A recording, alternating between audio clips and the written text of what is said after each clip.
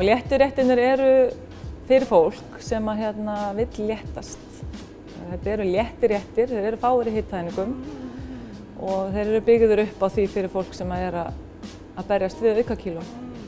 Ég er með síðu sem heitir fitubrennsla.is og þar er hægt að fá upplýsingar alls konar leiðir til að hjálpa okkur.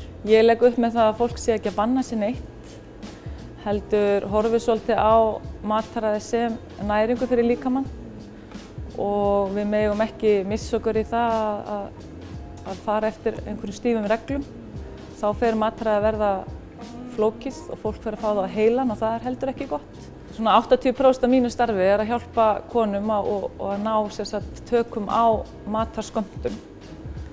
Og þetta eru konur í kannski mikilli ofþyngd og eru kannski vanar að borða mikið.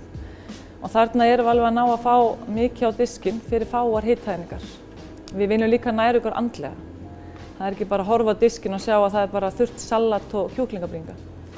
Og þá fannst mér mikilvægt að hafa smá snakk með og einhverja svona juicy sósu sem að væri þá ekki alveg hitaeiningarík.